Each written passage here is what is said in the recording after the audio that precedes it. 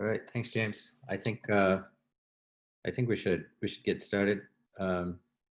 So I'd like to welcome everybody to this special seminar in this special COVID-19 MIDAS seminar series.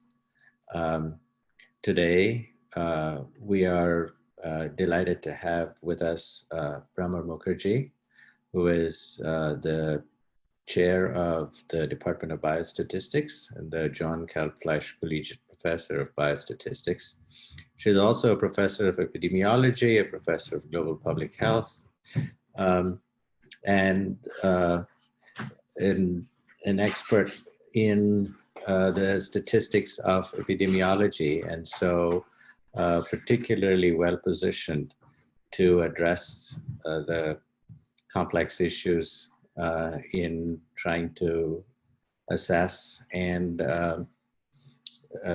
predict the spread of COVID-19.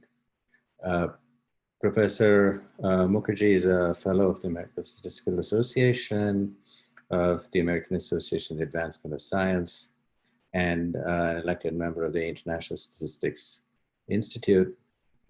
She's also a winner of the Gertrude Cox Award.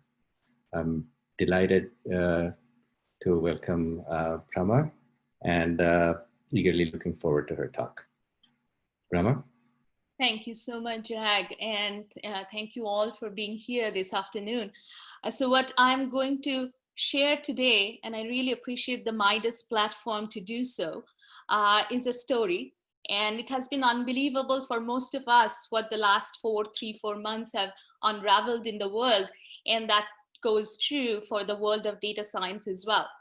So speaking with me today would be my colleagues and co-presenters.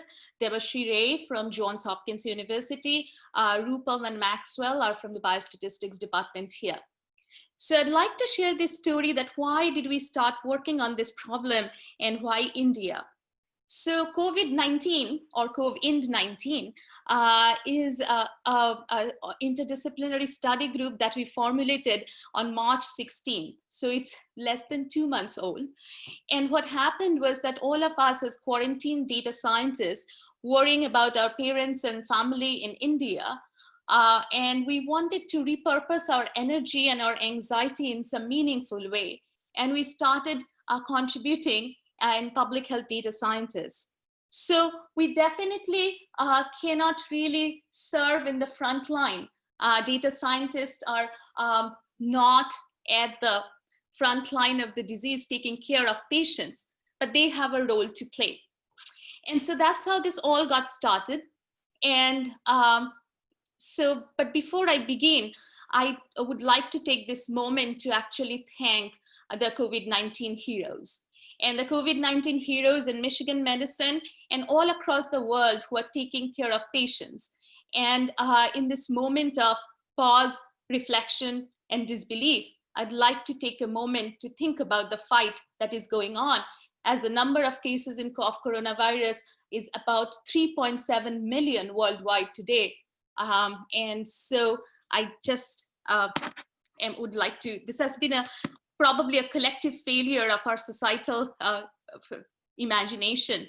And I'd like to really take a moment to think about the moment that we are standing here today doing data science. So some of our products, and I'd really like to thank the team, like it is a really collective work that came together. As you'll see that we have been able to write multiple articles as well as different software products and an app, which I'm incredibly fortunate to build with my team. And the University of Michigan was extremely generous so that we can update our projections every day with giving us a really strong computing support. And I'd really like to thank Ravi Pensi for making that happen. So what we did was we worked over about 72 hours constantly from March 16th to March 19th to release the first article on Medium. And India had only less than 500 cases at that time and less than 10 deaths. So today India has 50,000 cases and about 1,700 deaths. And you'll hear about this story unfolding. But so we chose Medium as opposed to any peer-reviewed article at that point because there was an urgency in the situation. And if you look at the Medium articles, the way we tried to communicate through visualization and through interpretation is very different than a classical peer-reviewed data science paper that we're used to writing. So this was an uncharted territory for all of us, as it has been for human beings and as data scientists as well. So, and then there was a series of 3 pieces, and during the lockdown, pre-lockdown, and post-lockdown. And we now have a paper in medRxiv, and which is under review for a journal, which has a different flavor, as much more of the scientific double checking and cross checking and validating that we do.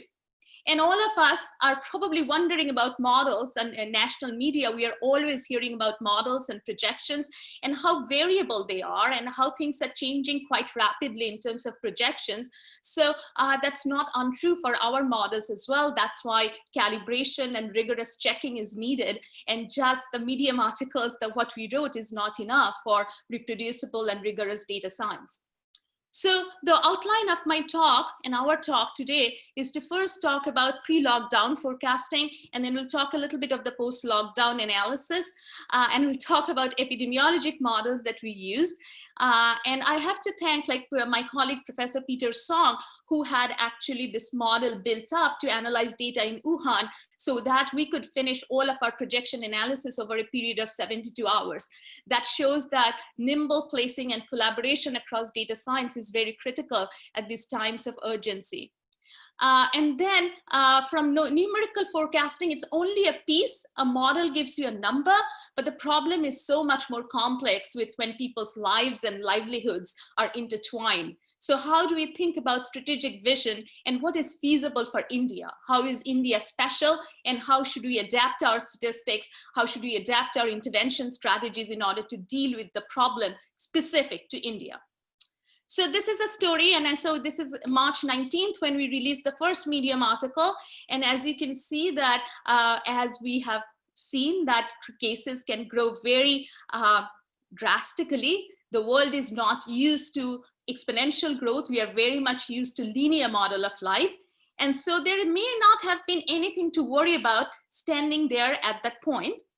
But still, we were very concerned about India because the specificity of the Indian population and the comorbidities that were articulated for COVID-19 in terms of hypertension, lung disease, COPD, population with asthma, diabetes. So India has a much younger population actually than the Western world, but the risk of these comorbidities and the healthcare system made us worried if this exploded in India, what that could look like.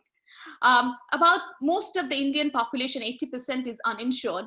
And India has about 0.7 hospital beds per 1,000 people. Compare that to South Korea, 6.5 hospital beds, and United States, about 2.9.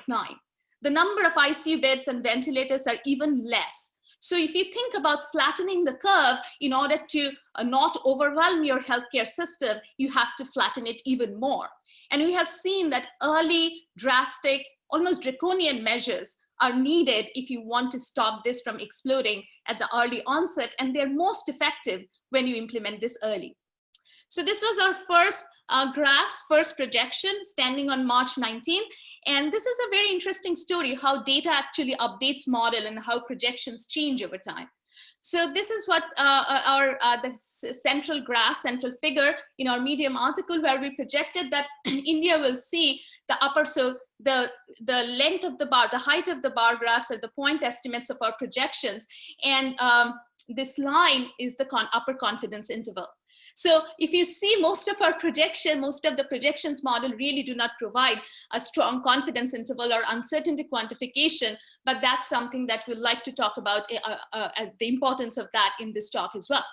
So we predicted that there will be about 915,000 cases in India by May 15th if nothing was done, if no intervention was done. And that was the upper bound. And the point estimate was about 97,000 to 1 lakh. So what happened is that the media, obviously, so when you published this Medium article and then we woke up the next morning, it was a different world altogether. So the media had picked up our projections, and it was all over the news media, the prime TV channels. And so, and of course, they picked up the numbers. And that's what you're seeing in the US as well and all over the world, the projections models and the numbers, which is only a part of this equation. So since then, I have to say that this has been an incredible journey. And I never thought, we have written many papers, but this one Medium article generated 175 and now 180 media clips with about 1 billion views. And so, and what was also interesting and inspiring that Rupam and Debashree and Max, all the junior investigators got a chance to speak to the media, be on television, and explain data science in rigorous terms. So then the most important thing is that the evidence that we had produced was quoted as a catalyst of and critical piece of evidence for India's national lockdown, which came 3 days after we published this article. There are a lot of other factors, of course, going into it, but a lockdown for a country like India, where there is a huge number of migrant population, migrant workers, and the management of the lockdown in India, so the Indian government gave people 3 hours or 3 to 5 hours to prepare for a 3-week lockdown. And that led to a complete chaos initially, that the migrant workers started walking back to their hinterland. And so the lockdown or interventions, as we are seeing, we much talked about, we all are very familiar with the consequences of a lockdown in terms of human suffering. And then the social organization. So this is a picture on the right-hand side is the social integration and social cohesion, building social spirit through lighting of lamps or diyas all over the nation in order to lighten and get rid of darkness. So there is a societal aspect of it, and there the loss and human suffering is unfortunately not evenly distributed. There are certain social strata that are definitely more affected by others. So what does a lockdown do? As epidemiologic forecasting and prevention, we do know that the lockdown does not get rid of the virus. The lockdown really buys us time to build our infrastructure and what is our strategy. Because we really need a long-term strategy, cohesive strategy, and different countries have adopted different strategies. Some have adopted the way of just social distancing, wearing masks. South Korea has done incredible amount of testing and contact tracing. And so you need a cohesive plan. Which way are you going to go? And so it really buys up the time to practice the triple T principles, test, trace, and treat. And so for India, it required preparation of the healthcare infrastructure, and also think about in prediction of emerging hotspots. So resources from the rest of the country could be mobilized to help those hotspots.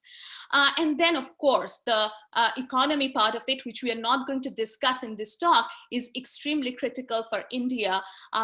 You have to think about the collateral damage due to a lockdown so that people are not dying of hunger and riots are not breaking on the roads as we are thinking about the public health preventions. So I think that this is a crisis where public health and economics have often been pitted against each other, but that's probably not the right framing, because the ultimate goal, the ultimate objective function is to minimize the loss of human lives and reduce human suffering. So I think a collaborative, integrated framework, a cost-benefit complex systems framework is very much needed. And in the meantime, to go through lockdown, for India, it was very important to keep the essential supply chain going and support the most vulnerable so that there is food distribution, there is distribution of the essentials, and also making testing and treatment for coronavirus accessible. So what the lockdown did was, when we all knew that tidal wave is coming. A tidal wave is coming, and different projection models can argue, when is it coming? Is it the morning, or is it the afternoon, or what its height is? But we all knew that we had a picket fence to beat this tidal wave. So we needed to build up this time to build watchtowers, dams, escape boats, a strategy so that we can save human lives from this tidal wave. So the questions that we are going to see here, that In terms of epidemiologic models, how many cases do we expect to see post-lockdown? What is the quantified effect of a lockdown in epidemiologic modeling terms? When can we expect to see a decline in fatalities? What does a successful lockdown look like in terms of flattening the curve? Are we at the tail end of the peak of the curve so that now there are enough cases that we can actually contact trace and treat and contain the disease? And how should we return to normalcy from lockdown? And what are some of the statistical challenges? So our team is going to relay present, and I'm going to steer the slides. And the next segment is going to be presented by Debashree.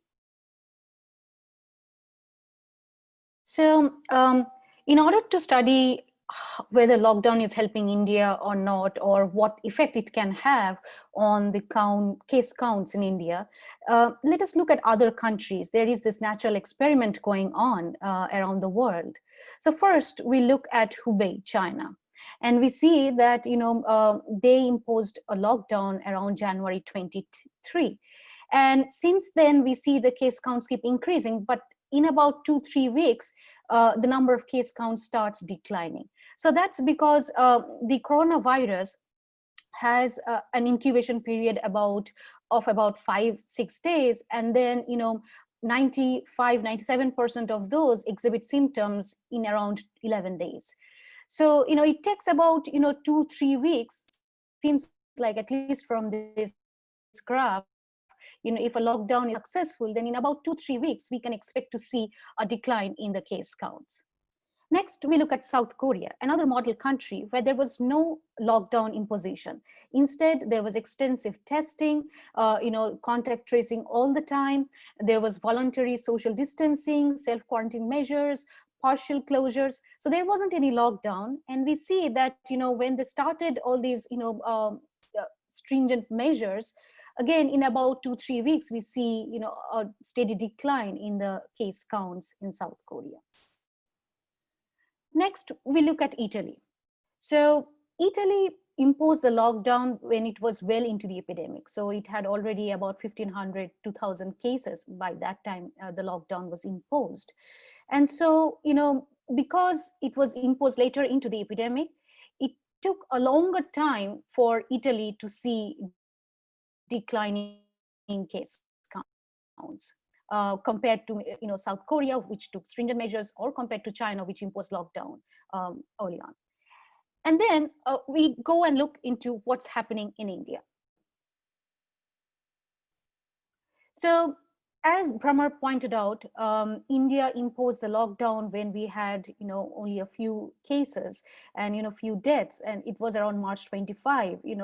And we were thinking whether not we, I mean people were thinking whether that was necessary or not. But we see here that even after more than 40 days of lockdown, we are not seeing a decline in the number of cases as we had seen for the other countries. It's steadily increasing for India. So what's happening? Before we go on to that, we would like to say that there are several other India-specific models that have come out, and more so in the last 2-3 weeks.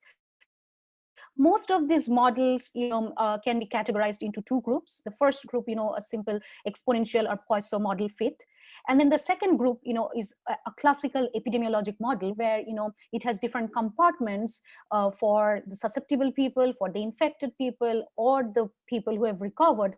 And it models the, through a system of differential equations, models the transmission from one compartment to another.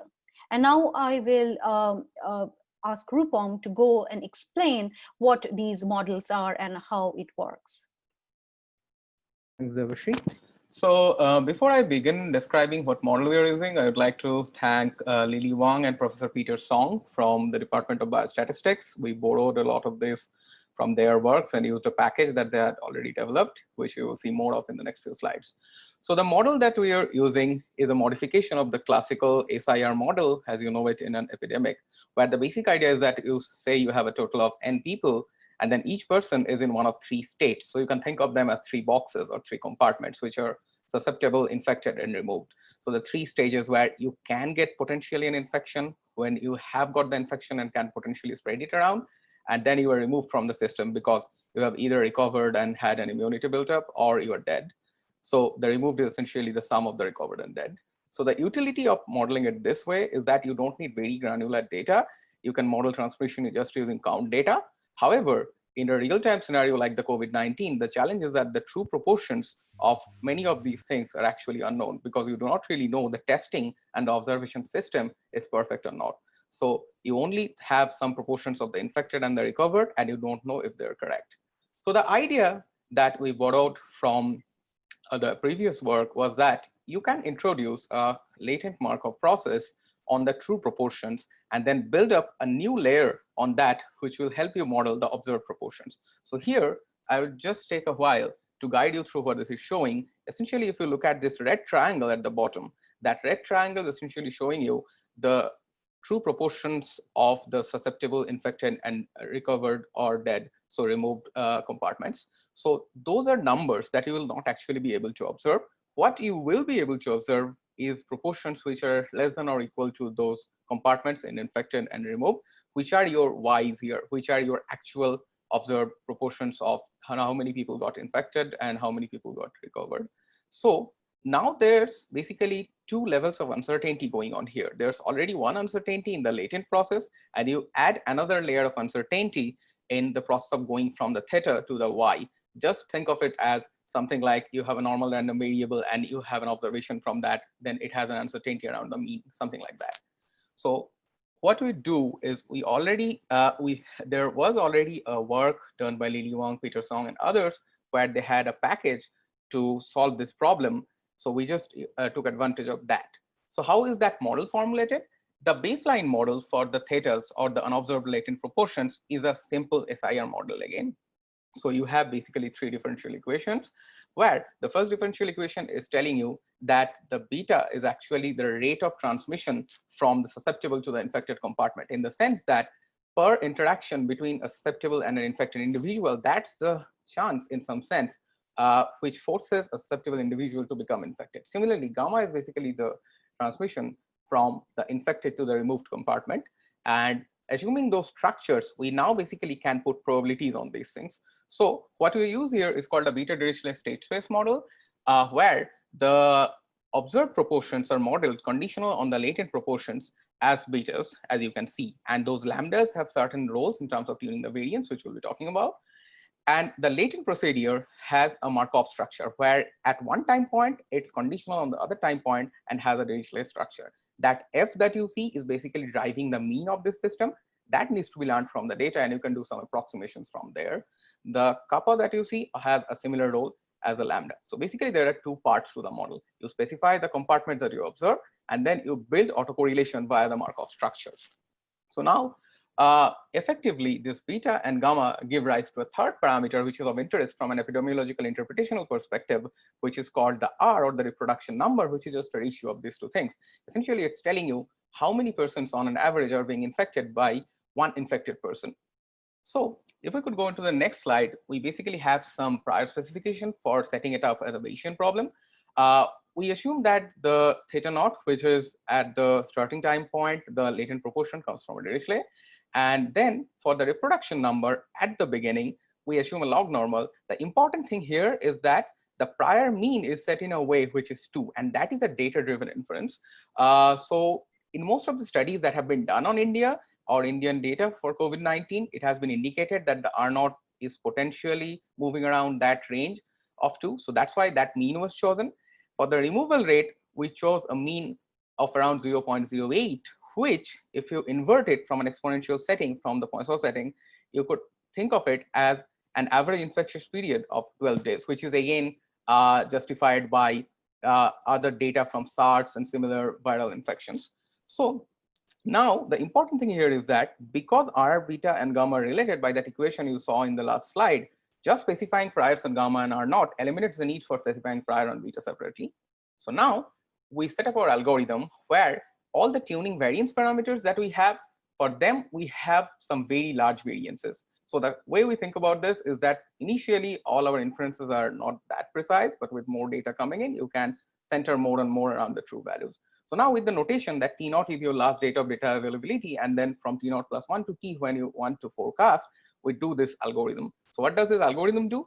In the first step, or the 0th step, as you can see here, we basically take M independent draws or set up M solution paths from the posterior of theta given the observed data.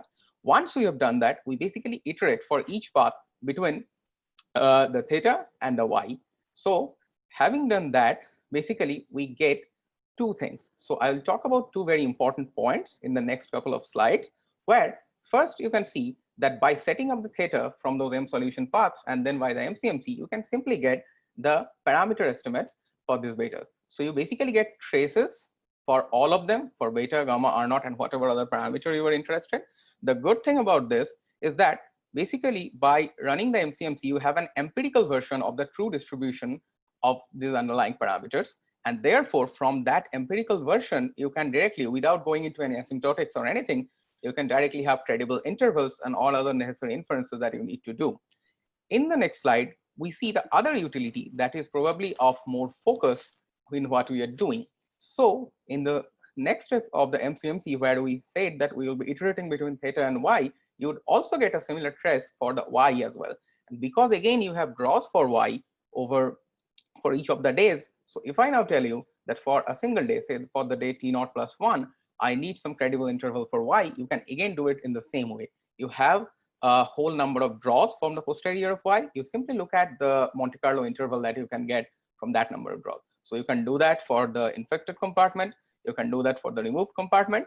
And also what you could do is you could see how these numbers are changing daily. So if you are interested in any functions, say cumulative or differences of these numbers, you could just apply that function on the whole set of draws you have and directly have the Monte Carlo credible interval from there.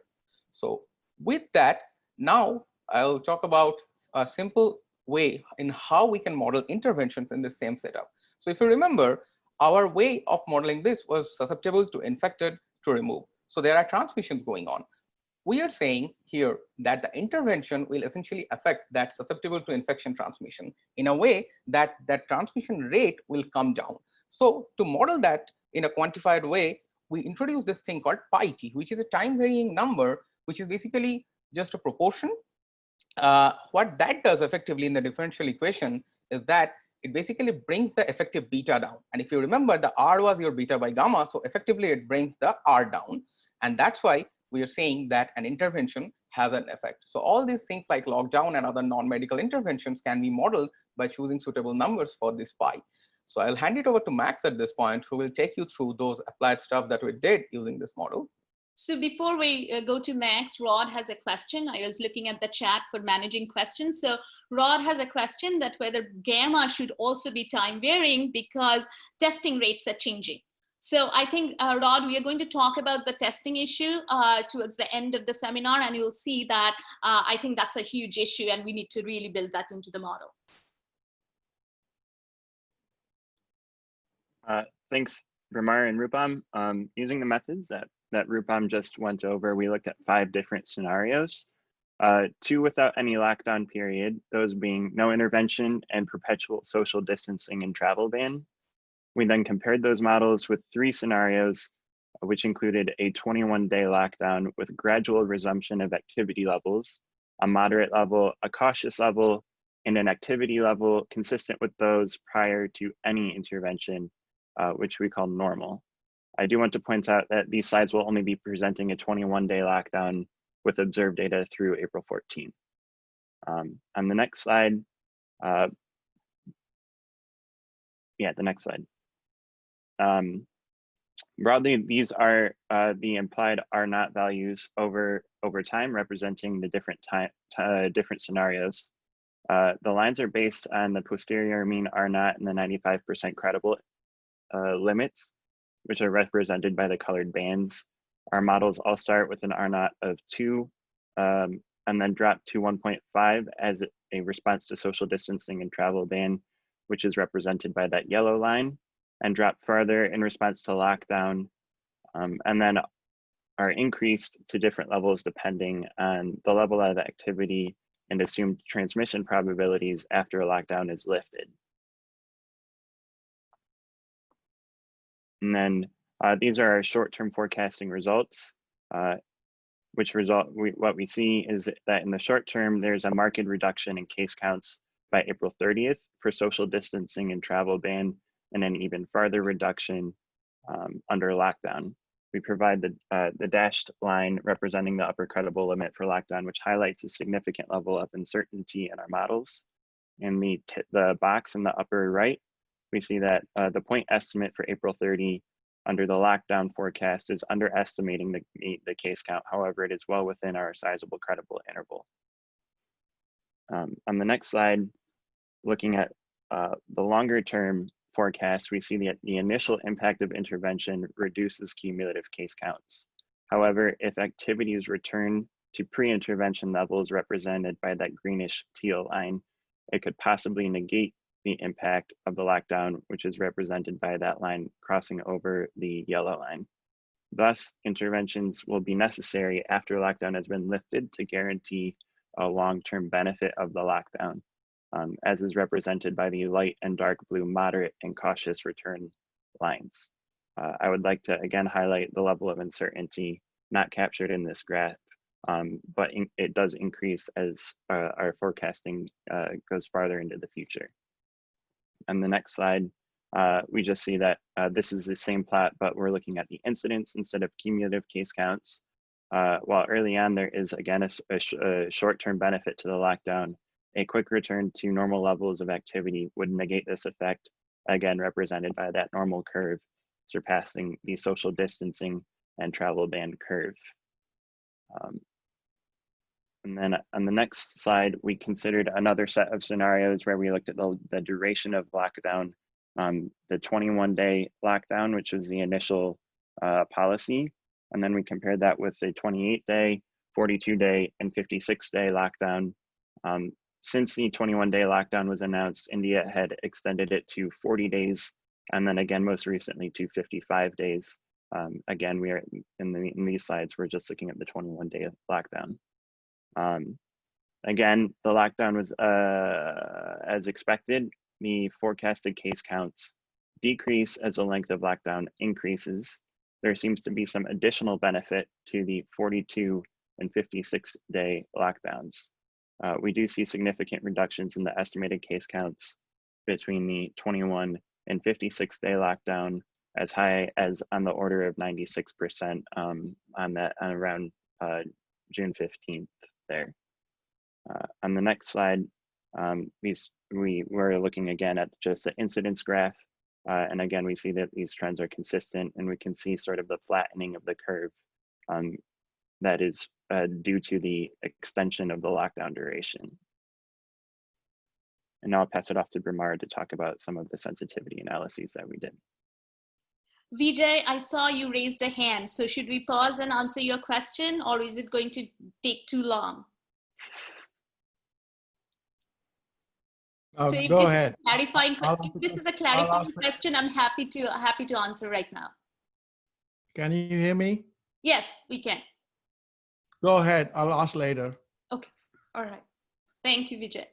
So I think what has been really understated in the literature and in the media coverage of all of these is that how sensitive this is to the data that you're having. So Rod Little has this garbage in, garbage out principle, which is very relevant here to talk about. And as I said, that there are many models. Models are growing in exponential order as well, as is the epidemic. And what is some common takeaway points? So people, instead of really thinking about the exact numbers without uncertainty quantification, you are being quite misled. And you really need to think about the uncertainty as well, not just the exact numbers, but what is the takeaway message from all of these models? That what is the duration? Are you able to flatten the curve? You saw in Max's presentation that there is a flattening of the curve. But how much do you need so that you have the healthcare capacity can deal with the cases and treat the patients? So if you see the rate of fatality in India, so it has been only 1,700 fatalities so far with 50,000 cases. And I understand that the testing data, the number of positive is probably really contaminated with the limited testing India is doing. but the fatalities have been low. Otherwise, we would have seen that in the healthcare system. I do think that there is an underreporting of deaths, and there are political reasons for that and cause of assignment of death. But it's really important to do robust sensitivity analysis and show that how these models could change with your prior assumptions if there was like underreporting of the order of 1 in 10 cases are being reported. So I'd have to say that India is doing about 50,000 tests every day.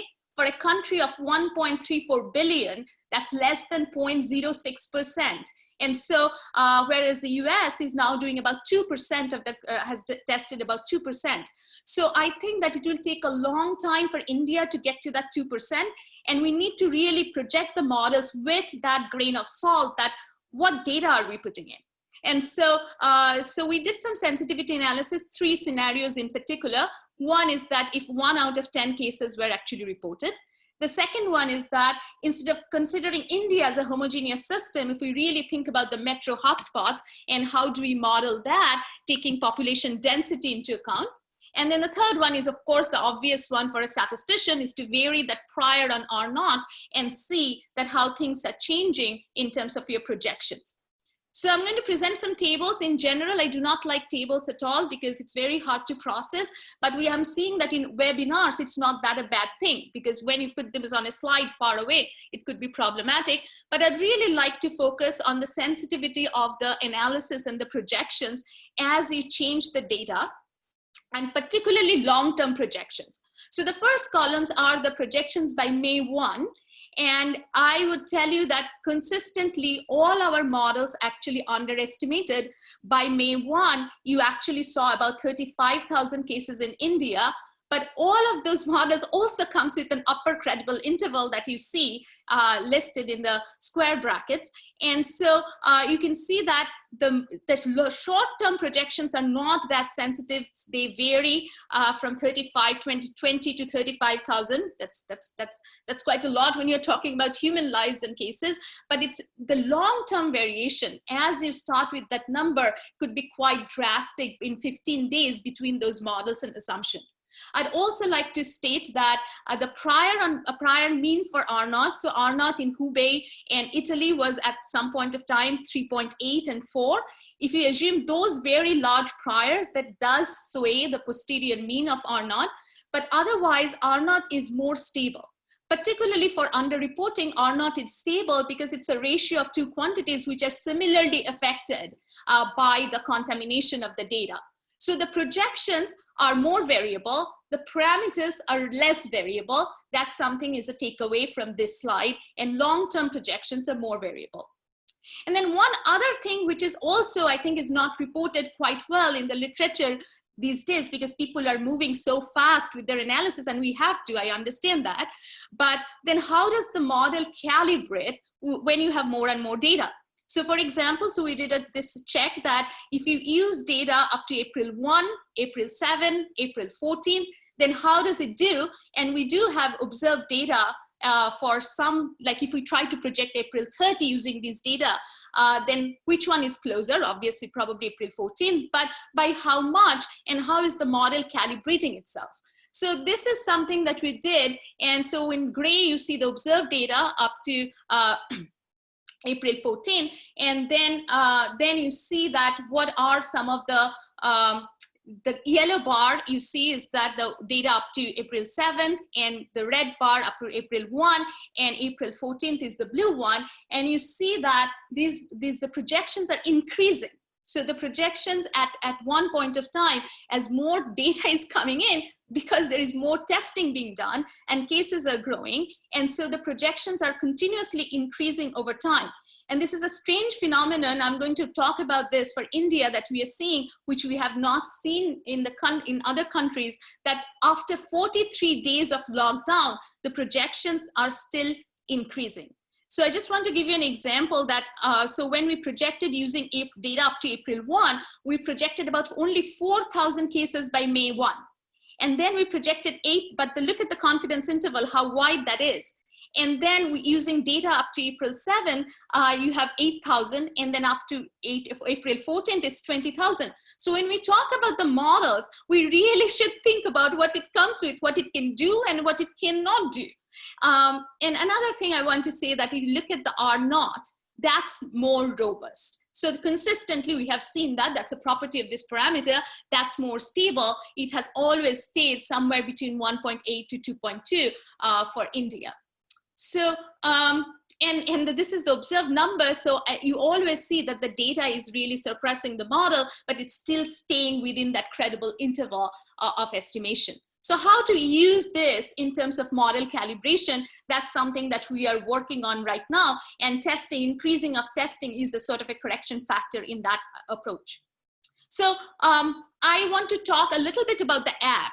I think we talk about the statistical papers and methods, but what has been most useful for this is a shiny app that our team built, and I really have to do a shout out to Dan Barker, Mike Kleinsasser, and Alex Rex, and of course Max and everybody else, and Lily, putting this effort together where we have all our papers, all source code, everything, all the data sources organized and public, and it has 4 tabs in terms of displaying observed data, in terms of national forecasting, in terms of state level forecasting, and the most up-to-date testing data.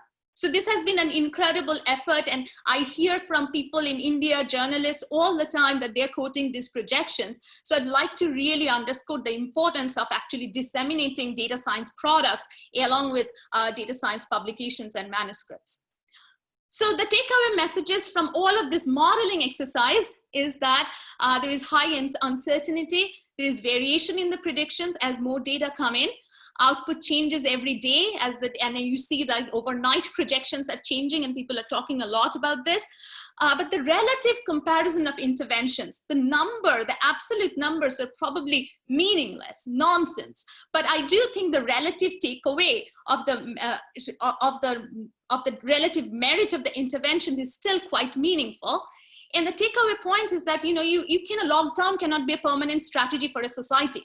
So you really need to think about some form of suppression when you go back to the workplaces, that what is meaningful in terms of having limited interaction in our classrooms, in our workplaces, how do you think about that strategy of coming back? But what does this modeling do? It really helps you. For a policymaker, it gives you an input of the sense of the relative merit and the lives that you're saving and case fatality rates you can estimate, but it gives you a rigorous lens to quantify the pulse and the movements of an epidemic, but it is really an incomplete description in terms of the cost of interventions of what society is undergoing as a whole and the cost to human life. So with that, I'd like you to point out to specific structures of the Indian population, particularly the large slums that we have and the community dwellings and commonly used latrines. So you see a picture of Dharavi. It has been in the news a lot, because how do you do social distancing when you are living in a one room with 10 people? So this really breaks my heart that the interventions that we are talking about are proven in Western world, in another different society, but how does it work here? And probably that's why we have not seen this decline, but it's tremendous work that's still going on. You can see in this picture that all the women are wearing masks, and here is a healthcare worker checking temperatures every day. So whatever is possible is being done. So, and it is not just done by government, it's done by NGOs, it's done by common people. So coming back to science, is India truly different? So what have we seen in India mathematically, which is unusual? What we have seen is a slower growth rate. So this is a doubling time graph, how case counts are doubling. And it's slower for India, but it's steadily increasing. The rate is slower, but it's steadily increasing. And I was thinking it is just purely due to limited testing, but I'll show you some results where I sort of changed my mind and I'm looking for explanations here. There are many thoughtful experts in this audience that it's increasing at a slower rate, but it's increasing, it's not plateauing, it's not flattening yet. So what is an explanation? And people have said, and many statisticians like us have focused on the testing criteria and the testing strategy and the criteria and how some sampling bias can distort these results. Reporting of deaths, and so temperature, India hot and humid, the temperature and humidity has been mentioned, and then natural immunity due to childhood vaccination, for example, the TB vaccination, BCG vaccination, use of anti-malarials, genetics, natural immunity because you live in a bacteria and virus-rich environment, and Indian younger population. These have all been mentioned in terms of plausible explanation. Let us come back to testing. Because for a statistician, I think I have never experienced such an interesting problem where what can you make out of the coronavirus case counts? I really enjoyed this article by Nate Silver where he says that these case counts are absolutely meaningless.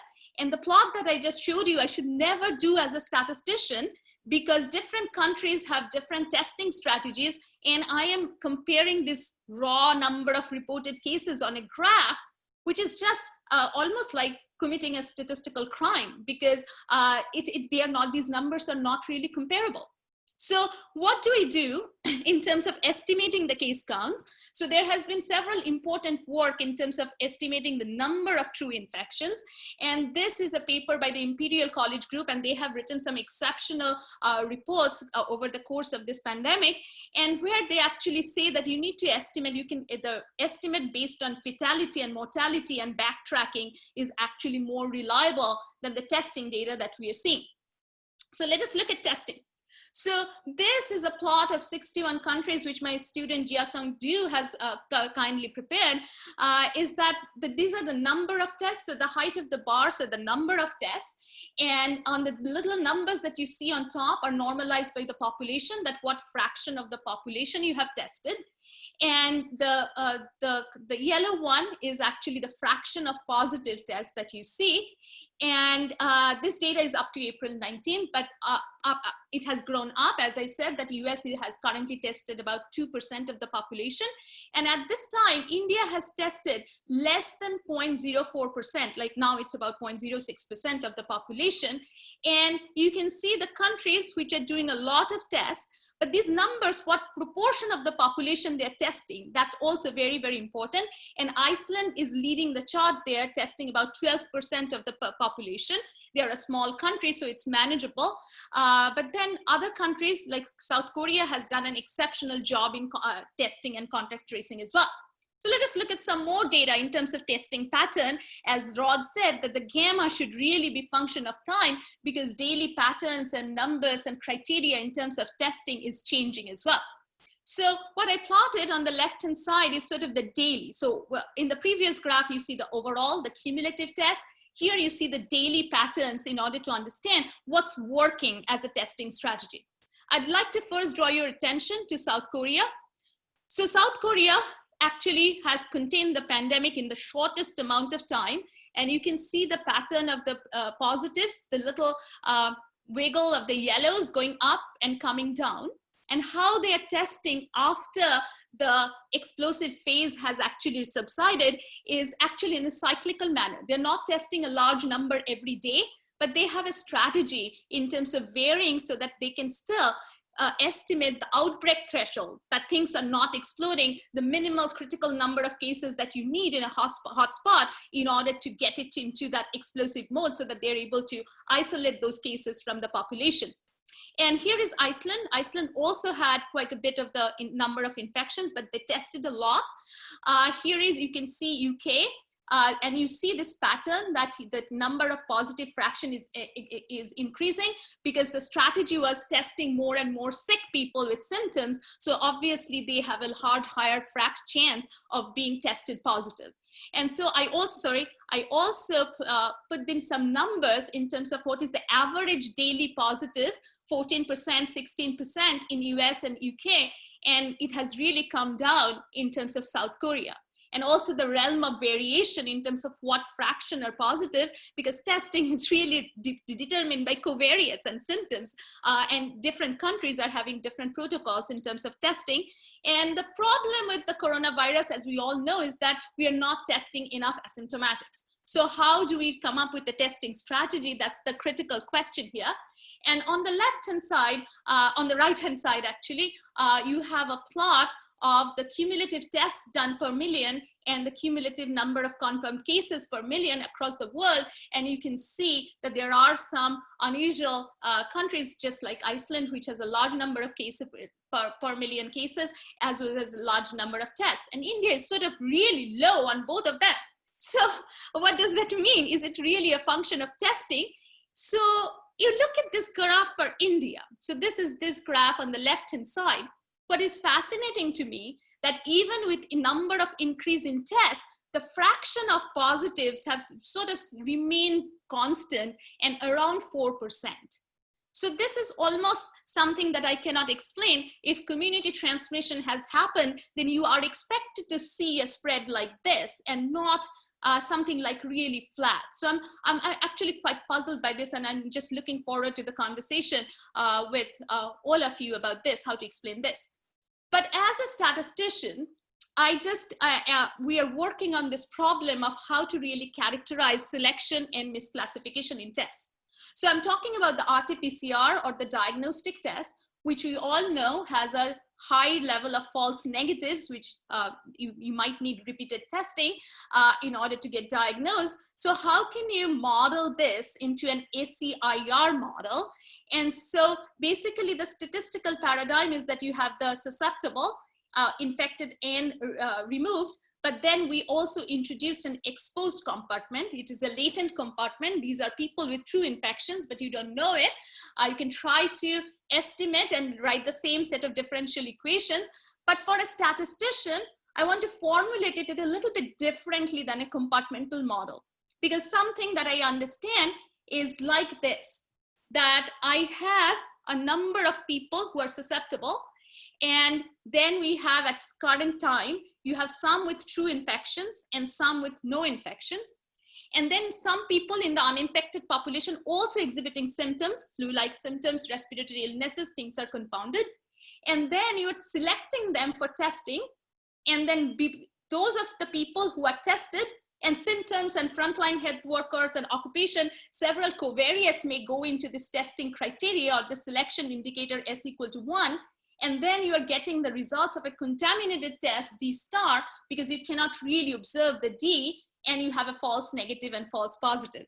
So now if you know the parameters and if you're willing to make some assumptions, you can incorporate this into your estimation framework. And I think this is an incredibly important step that we need to really build into our estimation strategy. And we also need to think about the optimal allocation strategy, that how are you going to distribute the test in these categories and what is the optimal selection mechanism. So in absence of test, I'd like to leave some time for question and answer as well, is that you can do other things. So India may never be able to get to testing 10% of the country. So at least in the next 2 months. So what can we do? You can use data. You can set up other proxy measures of surveillance, and that's something that we have been writing quite a bit about, that you can create temperature maps. So this is an example from US, that you can predict hotspots based on temperature and symptoms recording. You can encourage people to record their contacts every day. The workplaces can think about how much you can work from home and what is the critical, meaningful face-to-face interaction, and how much of remote interaction can still retain the meaning and purpose in your work.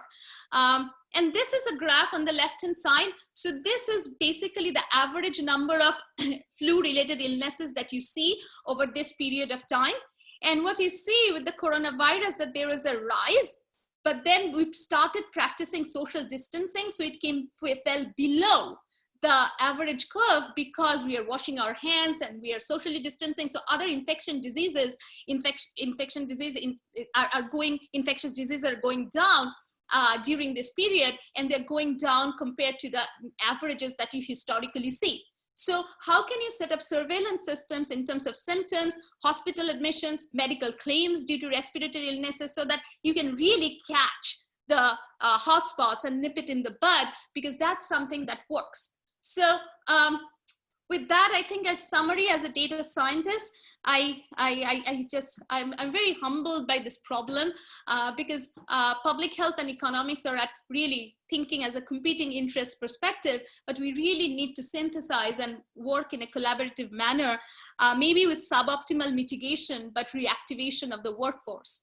How can you use data, not just for forecasting, but for contact tracing? And we have seen great examples, and with that came issues of privacy and ethics, which is very relevant to the MIDAS audience.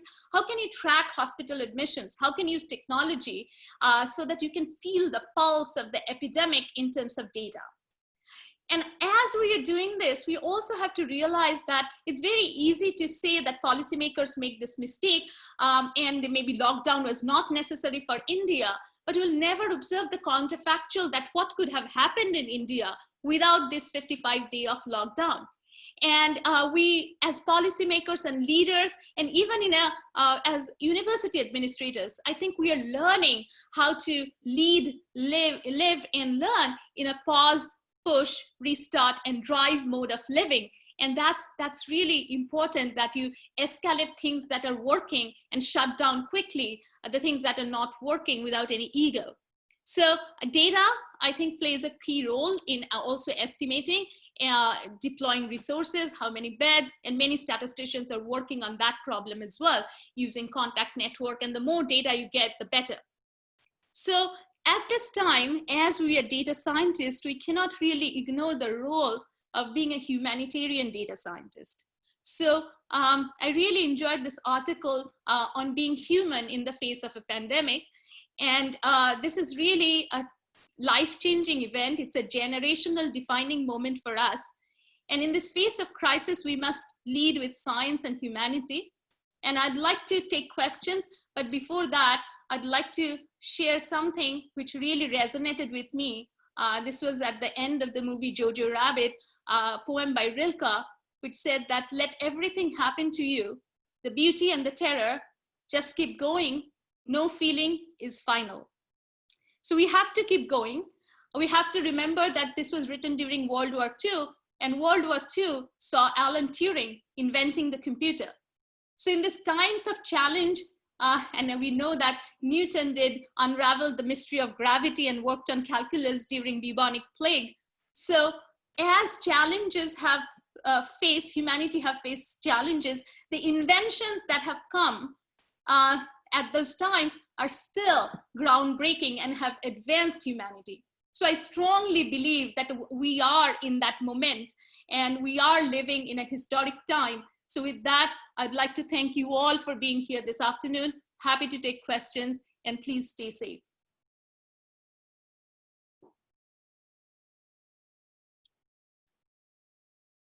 Questions? Hey, Bhramar, can you hear me? Yes, I can. Yeah. Can you hear me? Yes. This is Vijay Nair. Thank you for the presentation, for you and your team. Outstanding work.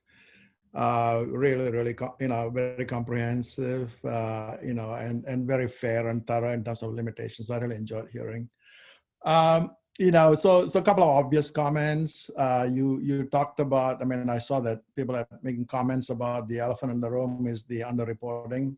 Yes. Particularly with the, not necessarily the deaths, but more so on the people who are infected. And your credible intervals are probably not going to capture that, I doubt. Because that's really assumes uncertainty in the model and the data, right? So you really have to think about the fact that the Y that is being observed from the latent data is an undersampled version of what really is happening, right? That's really, so the question I have, there's just so many questions to ask, and I will not take too much of the time, but I'll follow up with you in detail. The quick question, and that is, there's a lot of heterogeneity in the whole space, right? The problem is there are clusters happening in space. Like you said, in India, there are slums, there are rural areas which have less, spatial movements and people coming from outside. And then there's also this issue of comorbidities, because it's now well known, as you know more than I do, about the people who have comorbidities like hypertension, diabetes, and so on. And so all of your models are SIR models. You really need to go down to a more granular level, because infection is going to be more, susceptibility, infection, all that depends on age and other things, right? Of course, we don't have any data on that. And then, of course, a lot of these things are being caused by clusters. I know in India, there was this, religious movement where a lot of people, even from Malaysia, came, and, there were clusters that are happening. So I think this large-scale aggregate national level models are interesting for policy purposes, but from another point of view, people might be interested in more modeling at a more local level, whether it is slums in Bombay or Mumbai or even Mumbai, right? I'm just wondering about your take on that.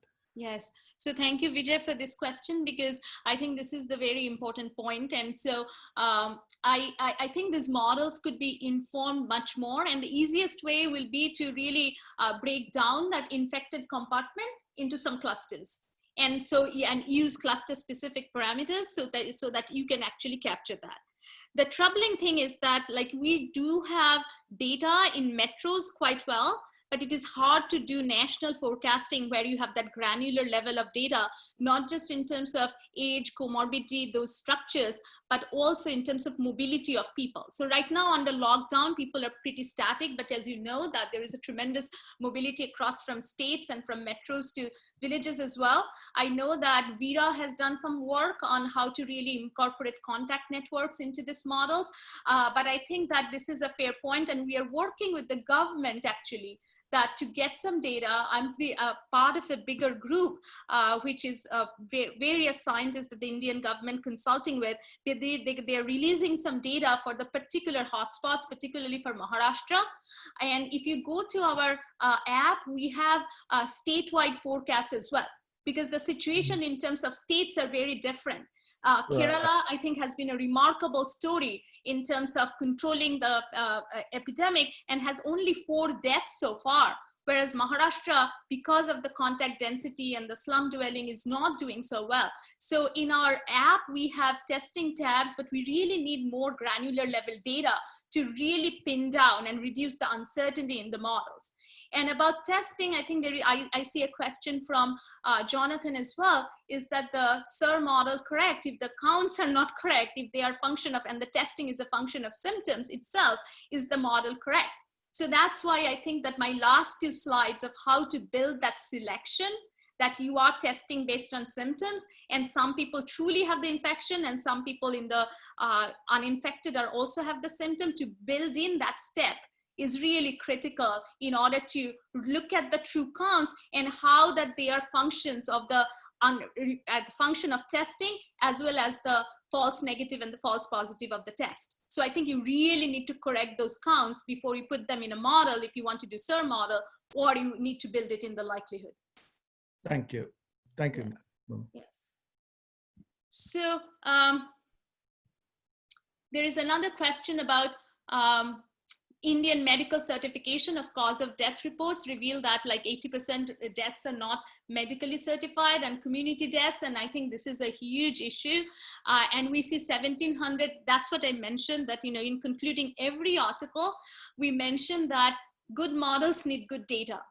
And if you actually do not have good data in terms of case counts and death counts, then anything, all the work that we are doing is really in vacuum. It can be anywhere.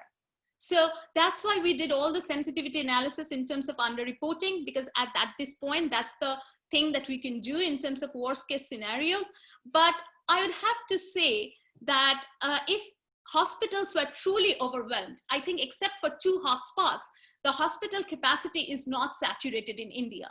And we see that from medical physicians, and we see that in today's day and age, if that happened, I think those are going to get into social media and media in general. So I do think that, so your question, at what point of time is reliable data expected to surface? This is something I am really, really hoping that people are more transparent with data. And not only that, I think incentivize the fact that you understand that you know more, then you actually can have better chances of fighting this disease, right? If people hide symptoms and the government hide data, then we are going to not go anywhere with these models. So we really need to incentivize that testing positive, because in India, many people will think, I'm going to lose my job. What is the cost of being quarantined for 14 days? So why should I go forward with my symptoms and get tested? So you really have to think at a social level. And as we come out of lockdown, for India, the strategy will really need participation from the community. That knowledge is a good thing. It's not embarrassing that the case counts go up because you know more. It's not a bad thing. So I think that message, how to transmit that, is something very challenging and political. And all of this has been really, coupled with a lot of partisan politics all over the world. So I don't have a good answer for that when good data is going to emerge. But till then, we are going to do all the best things. Even with the imperfect data, you have to do the best statistics, right? You have to do all the sensitivity analysis. You have to quantify uncertainty. You have to take care of selection and misclassification in a mathematical way till you get data so that you know what is the realm of variation. That's veridical data science that we should all pursue.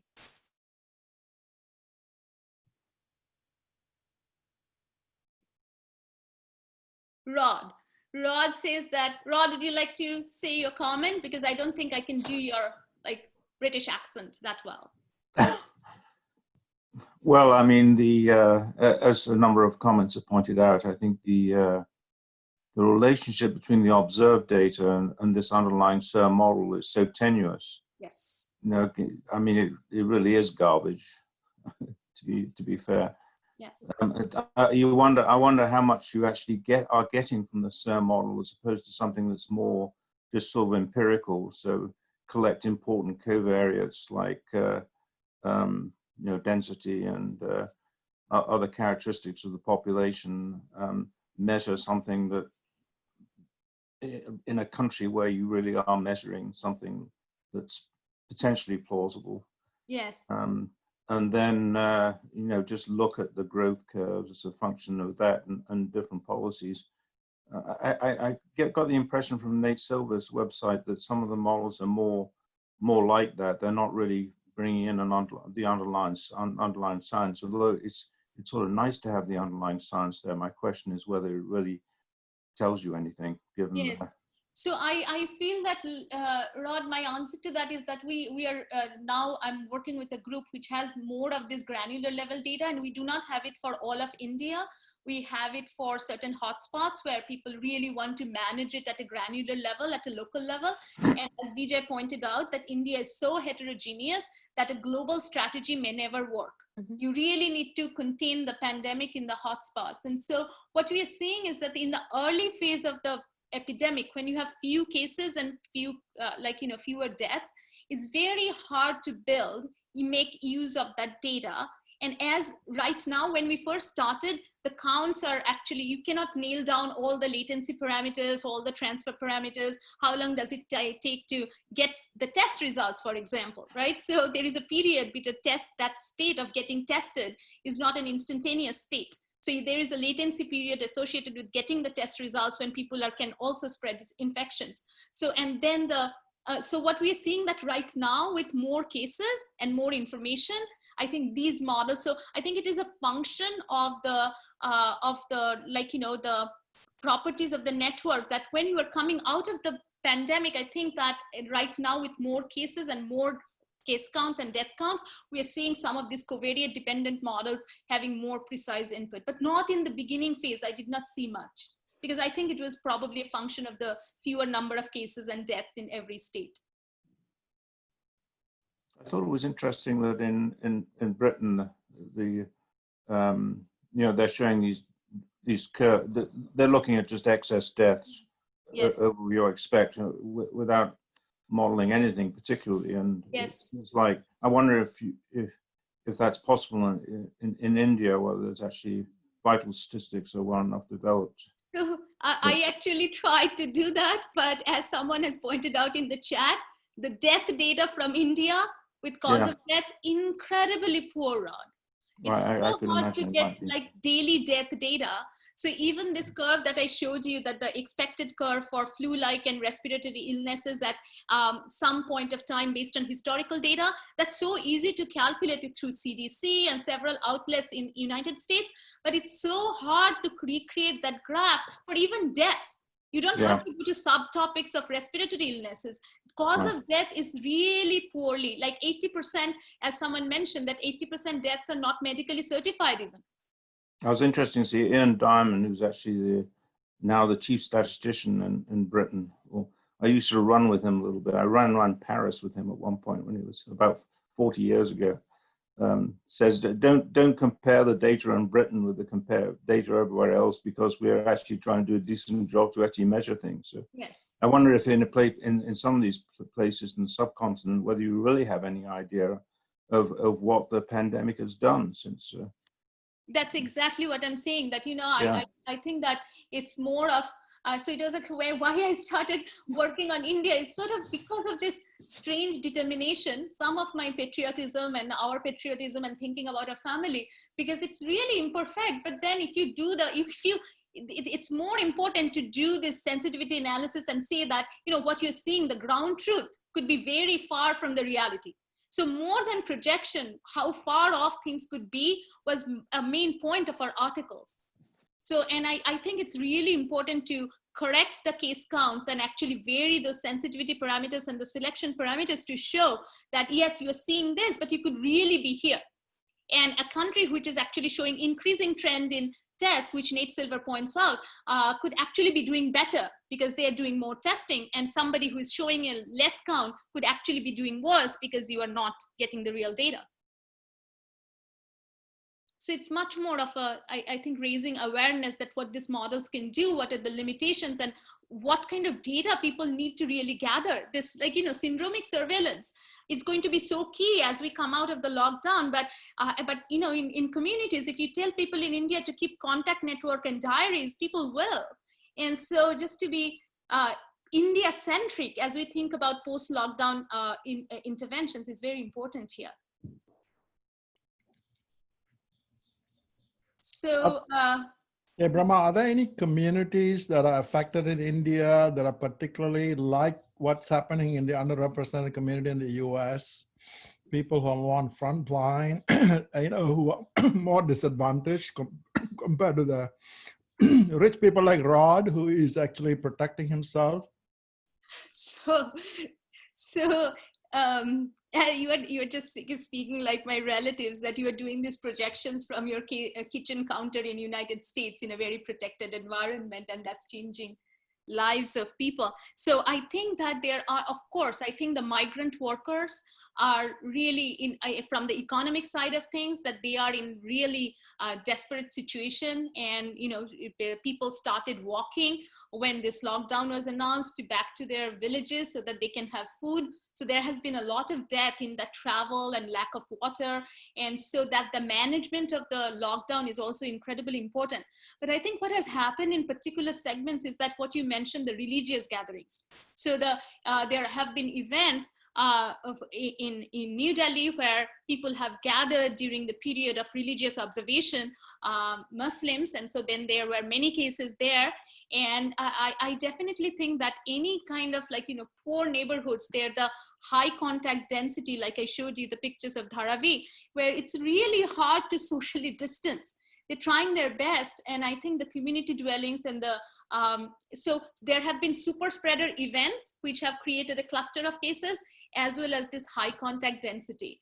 I have not seen a tremendous loss of lives in terms of frontline health workers, probably because of the fact that the system is still not overwhelmed, and the supply of PPE and masks, everything is at capacity. So they have been able to protect, and the burden of patients, critically ill patients, have not been that large. 1,700 so far for a country of 1.34 billion. So you can see that the healthcare system has been able to manage the reported number of deaths.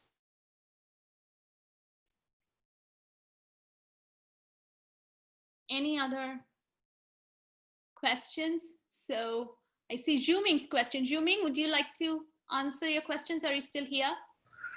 Yeah, I'm still here. I was just wondering whether you have hospitalization data, and whether, you know, if you do, maybe the models can predict that as a more meaningful measure of where we are in the pandemic.